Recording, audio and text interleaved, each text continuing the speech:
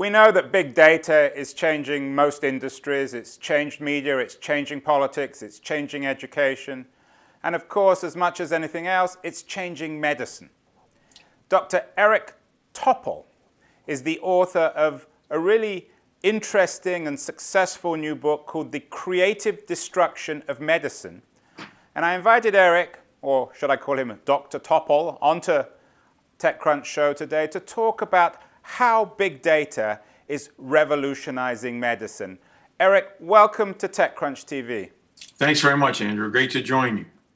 Well, I won't bore you with my maladies, but perhaps rather than talking about my maladies, you might talk about the maladies of the medical profession. What's the problem with the industrial medical system?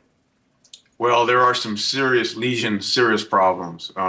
Really, the issue that we have to confront is that the digital infrastructure is so well developed, but it hasn't really intersected in a meaningful way with the medical microcosm, this medical cocoon. And now in this era of big data with genome sequencing, with biosensor, and all the other ways that we're generating data at a clip that is unprecedented, this has got to change.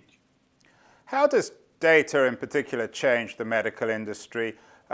Will we all have our own genome sequencing data that we will keep on our hard disk, on our hard drive, on our iPhones, and send them off anytime we don't feel very well?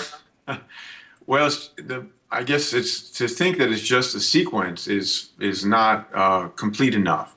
The point is that we can digitize a human being now, which we never could do before. So we have new tools, and these are setting up new rules for going forward in medicine, and that is focus on the individual. So yes, Andrew, the DNA sequence is part of the story, but you can also get sensor data on any individual with the relevant physiologic metrics, like whether it's blood pressure or heart rhythm or glucose, minute to minute, and have this on the phone.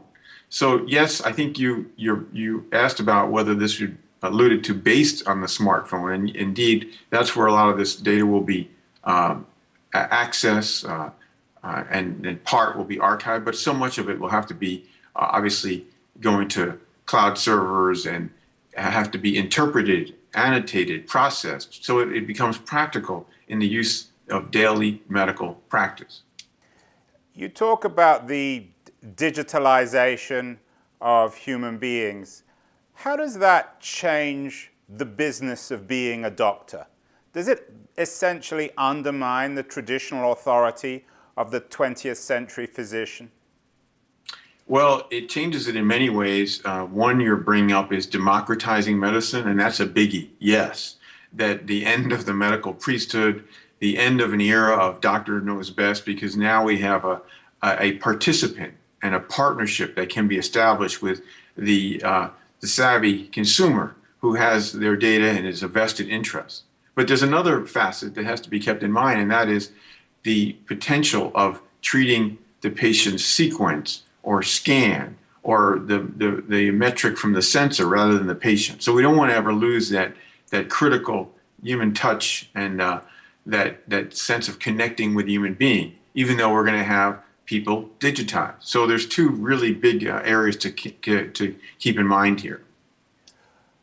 This digitalization of the human being in terms of the medical industry, does it have more of an impact in terms of preventative health or in terms of when you're actually sick? How does it change the very nature of sickness and medicine?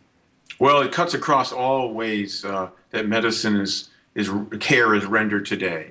The end strategy, though, is when you know an individual's whole operating instructions from the get-go, from birth or even before birth. Operating instructions? That's rather Orwellian. What does that mean? Yeah, well, you know what? That's kind of what we're talking about here. So we all now have operating instructions, operating systems?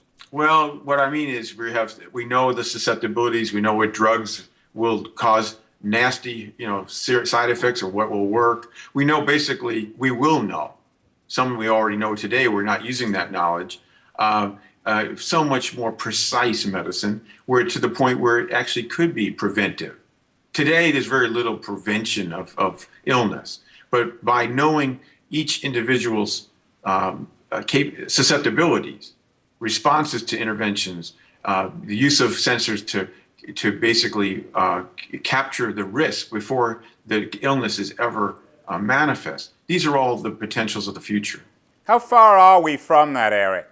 Well, I think today we can do a much better job in many areas. Like, for example, we can measure minute-to-minute glucose, minute-to-minute brain waves, a heart rhythm, anywhere through a phone. So these things are happening right now.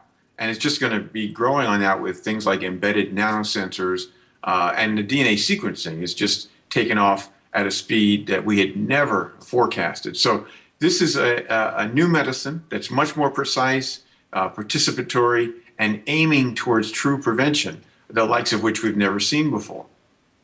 Eric, how does this change the debate about healthcare? We know that this is an issue that has divided Americans, and it's still not resolved, really. Well, the debate that's divided Americans is about access, and it's about health insurance. This is all about the hyper-innovative ways that we can change medicine. This is a whole different look. And in fact, if you look at the Affordable Care Act, it has virtually nothing to do with what you and I have been talking about with this segment. So I think if we start to embrace this potential of innovation, we already have seen the frugal aspects of it. For example, eliminating lots of unnecessary scans, of doing things that are so much less expensive because of new means, new tools that we didn't have before. So the hope is that, in fact, by adopting this whole concept, digitizing human beings, we can actually radically, that's why I called it the creative destruction after Schumpeter, radically change the future of medicine and healthcare. Eric, a good friend of mine, Esther Dyson, who I'm sure you know, another of the big visionaries when it comes to the medical industry, carries this device everywhere she goes. She has DNA or the sequencing up the wazoo. She is the future. Someone said that the future is unevenly distributed. Well, that may be true, but Esther's the future. Is what we're all going to be doing, carrying these devices around us that chart our weight, our blood pressure, our propensity to various kinds of illness? Well, we already do, Andrew. We carry a cell phone, smartphone with us everywhere. So it's just going to be integrated with that, and it's seamless. So you'll look at your smartphone and you'll see all your vital signs. If you're diabetic or pre-diabetic, you'll see your glucose. You'll see the relevant gene variants that connect with any drug that you would be getting a prescription for. So it's all smartphone based with add-ons and with, of course, that data going to the appropriate places, whether that's a physician or whether that's other ways to deal with information. But it's a smartphone-based world that we're going forward with. Eric, we have a large audience of startup entrepreneurs. Where are we in terms of the cycle of digital medicine? I'm guessing that there must be enormous opportunities for app makers, device makers, various other kinds of entrepreneurs who want to take advantage of this profound revolution. Well, I think we're at the earliest nascent stage, and it's just waiting to happen. That is, the opportunities are virtually limitless, and we need on several sides, whether it's on sensors, whether it's on taking the sequence, which is quickly becoming a commodity, and making that useful, getting the meaningful extract from 6 billion coding letters of our DNA.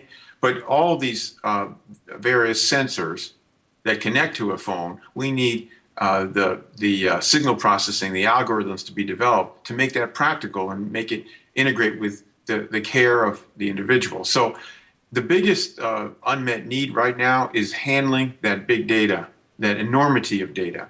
But there's no limit with you named a condition, Andrew, and there's an opportunity there for a sensor, for integration with genomics, with potential for imaging, and of course with integration with the smartphone and the digital infrastructure overall. So it's really exciting, and it's a great place. We need the VC world to step in here to accelerate this whole story.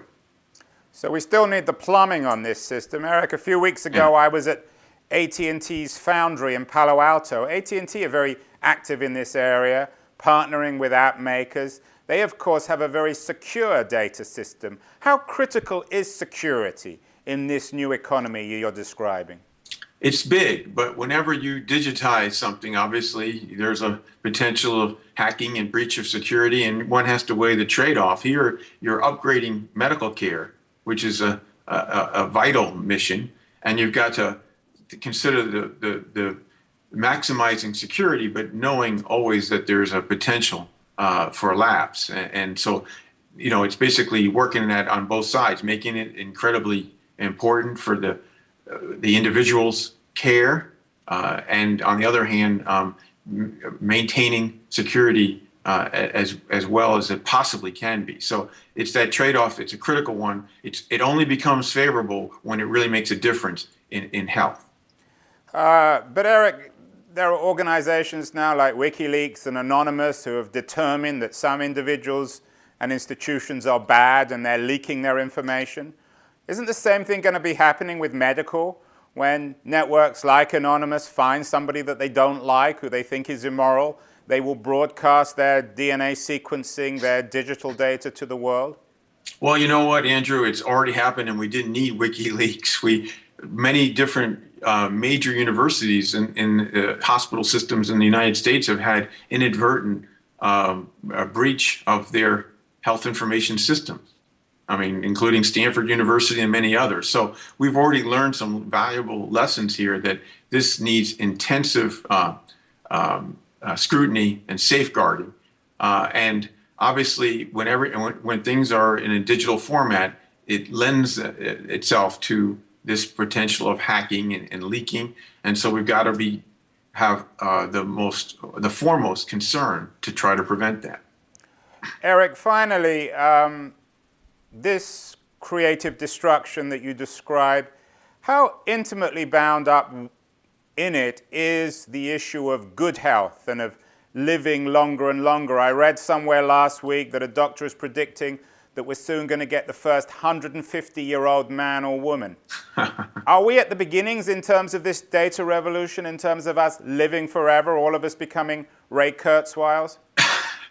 No, this is where Ray Kurzweil and I would disagree. I don't see us getting immortality at any time. But I do think that we can promote and accelerate health span. That is, the health span today of someone living to 80, but with many different chronic illnesses, Andrew. But in the future, that should be changed, and we should be looking at 90, and hopefully without this horrendous burden of chronic diseases. So if we can start shifting more to the prevent mode, these are the tools, exciting new tools that will help us get there. It'll take a long time for this to have its impact. But that's why I wrote this book, Creative Destruction of Medicine, because I'm appealing to the consumer base, to the public, because this is not going to happen through the medical establishment, which is ultra conservative, which I even write could be considered sclerotic or ossified. We need the public to drive this because it's their health span that we're after. Well, there you have it. Eric Topol is calling for all of us to man the barricades against the ossified medical system and doctors so that we can all live to 100. Perhaps, Eric, you'll come back on when you and I are both 100 and we can celebrate the creative destruction of medicine caused by big data. Dr. Eric Topol, the author of The Creative Destruction of Medicine, thank you so much for appearing on TechCrunch TV, and the best of luck with all your work. Thanks very much, Andrew. Pleasure to join you.